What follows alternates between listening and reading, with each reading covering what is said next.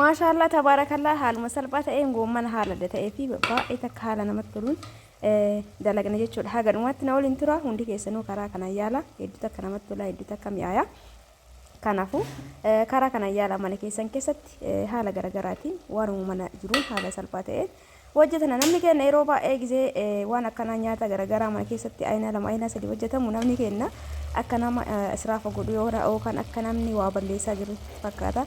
Garuu jireenya keessatti jechuudha waan garaagaraa qusachuuf zeetii ta'uu danda'a wantoota ittiin dalagnu ta'uu danda'a.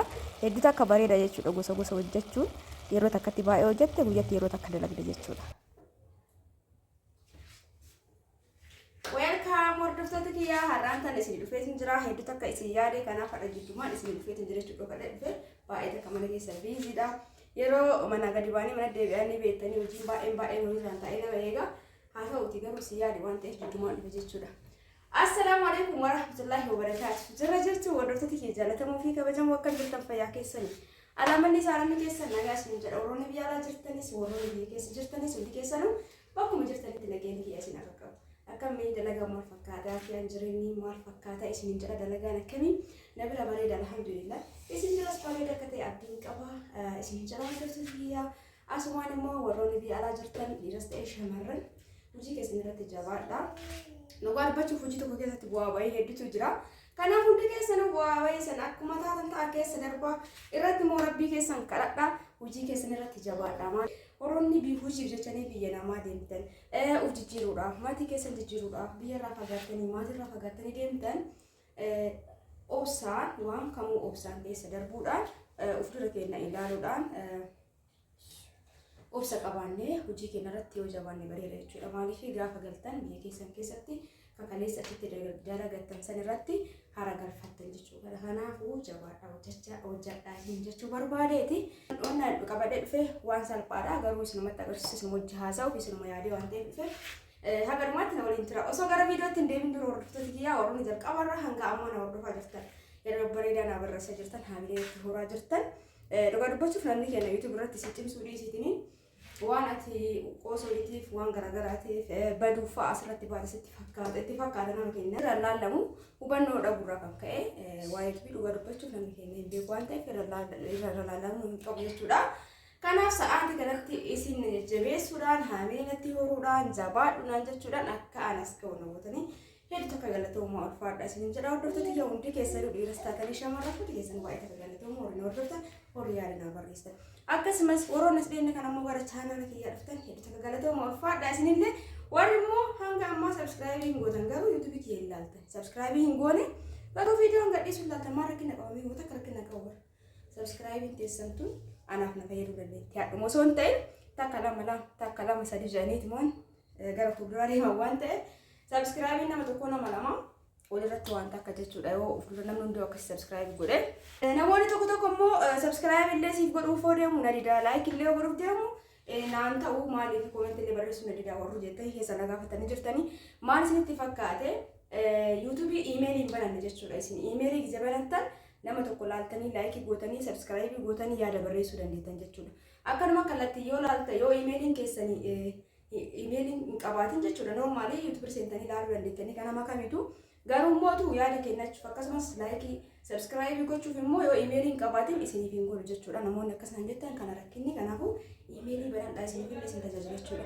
Egaa haasawu isinitti baay'isee walumaan kana viidiyootti ga'e viidiyoo kana immoo hanga dhumaatti na waliin turuu like share gochuu hin dagatinaa hordoftoota kina akkasumas yaada keessan barreessaa qeeqallee barreessaa turtiin keessan hanga dhumaatti na waliin haa ta'u karuma jitti adeemnu.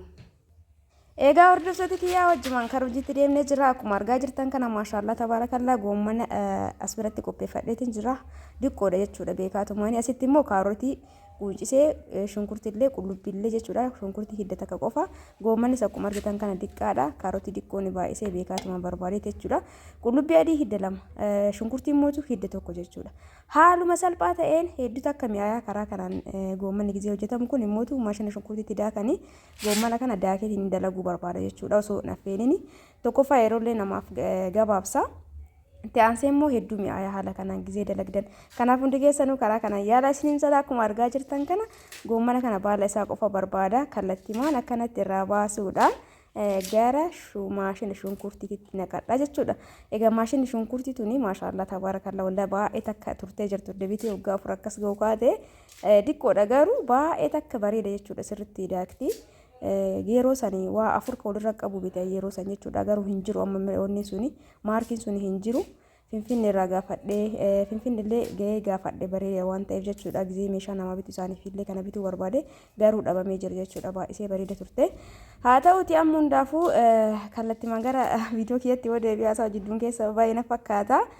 Akkanatti baala isaa kana qofa muka isaa hin barbaanne waan affeeluu dandeef jechuudha baaluma isaa kana qofa akkana goggodhee maashina shunkurtii kanatti daaka jechuudha. Hedduutu akka mi'aayaa warroonni beektanii isinuma akka ittiin bohaartaniif akkasumas akka biyya yaadattaniif malee kana namni hin beekne hin jiru garuu immoo karaa kanaan namni baay'ee hin dalagu jechuudha. Sanuma isinitti agarsiisuu barbaadeeti. Kun akkuma argaa jirtan kana baala isaa kana akkanatti irraa mummuruudhaan daaka jechuudha. Hedduu diqqoodha maashinni isiniin jedheetiin jira. Kanaafuu yeroo lamatti wanni godha. Osoo jajjaba amma san ta'e gizee takka nuun geetti. Eegas booda kaa haala bareedaa ta'een eega daannee geessineen booda kaarotii wajjin akkamitti akka dalagnu ni ilaalla jechuudha. Isinoo haga dhumatti waliin turuudhaan laayikii gochuudhaan sheer gochuudhaan jajjabeessaa isiniin jira hordoftoota kiyya. Kunoo daakee deebi'eetiin jira dhiifama isiniin jedha asitti maaliif sookeetti abbaa sadiitti irratti sakkaama jechuudha mootorri maashina kana. Kanaafuu kushiinaan qabu jechuudha sookeetti abbaa sadii ka abbaa lamaatti isaaniif isinitti agarsiisni gizee daaku garuu ni hubattan jedheeti yaada kunoo haala kanaan bulleessee jira. Haaluma salphaa ta'een yeroo daqiiqaa gabaabduu keessatti jechuudha akkuma argaa jirtan kana kunoo haala kanaan godhee yeroo tokkoof bulleessee jira. Kaafee sanillee haaluma dura itti godhe sanitti baala isaa qofa waan barbaadee fi kunoo kana fakkaata ammallee kaafee kanallee haaluma kanaan godheetini ni daaka jechuudha keessatti sirriitti illee bulleessuu danda'a. Garmarillee akka bullaa'u hin barbaadu garuu hedduutu akka mi'aa jechuudha. Haala kanaan gizee gootanii namoonni yaadin karaa kanaan yaalaa ni jaalatan jedheeti yaada. Haala kanaan godhee kunuu ariifachiisee asitti akka daqiiqaan isinitti dheeratee isiniin nuffisiisni yookaan isiniin fachiifnee fi kan ammoo nama horii qabuuf osoo kenninattuudha garuu namni hin jiru wanni isaa kana yoo mana keessatti akkana waa dalagnu baay'ee garaa nama nyaatachuudha gajjisuun. Ani maazariin xiyyoolotii qabdi hedduutu akka isii yaadadha jechuudha gizee uumama kana quuncisee gajjisu garuu wanni nyaatu hin jiru nu biratti. Kunoo haala kanaan isa kanallee daakeen dhufa na waliin tura hanga dhumaatti warri hanga amma laaltan immoo laayikii godha booda dagattan waan ta'eef laayikii gochuu hin dagatina.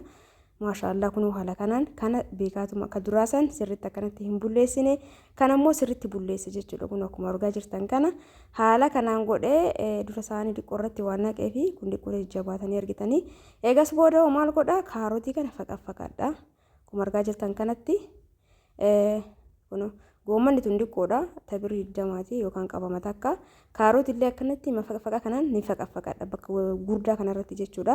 Wal keessa godhee bakka diqqootti illee ni faqaffaqa garuu amma jajjabeessee faqaffaquu barbaada maaliif yoo bilchaate gadi laafuun isaa waan oolleef jechuudha hordoftoota kiyyaa. Egaa kaarotii akkana faqaffaqeen booda shunkurtii diimaa yookaan kun akkuma argaa jirtan kan hidda takka qofa fayyadama. Isaallee ni faqaffaqa jechuudha bakkuma tokkotti beekaatu maali asumaan laaltanii maaliif hin jirree maaliif addan goone jechuun keessanii dhoolu beekaatu maal akkas barbaadeeti. Eegas booda bakka diqqoo tanatti qullubbii adii hidda lamaan sanillee ni faqaffaqadha jechuudha hordoftoota kiyyaa. Haaluma salphaa ta'een yeroo tokko takka mana keessatti gizee hojjannu aynaa garaagaraatiin ufumaa kenna bakka babbareechisnee hojjetuu dandeenya. Kun kana fakkaata kaarotii qullubbii adii fi shunkurtii diimaa jechuudha. Akkuma argaa jirtan kana haala kanaan bakkuma takkatti faqaffaqeera jechuudha hordoftoota kiyyaa. Haala kanaan godhee goomman hedduu takka namatti tolu wajjin kan hojjannu ta'a. Ani hedduu takka jaaladheera kunoo distitii irra kaa'adhee akkuma argaa jirtan kana qullaa isii irra kaa'ee eegas booda zayitii itti qicadha jechuudha. Haganaa ga'utu akka zayitii itti qicadha. Egaa zayitiin kennaa diqoo een booda karee faqafanne san itti naqannaa jechuudha haga dhumaatti.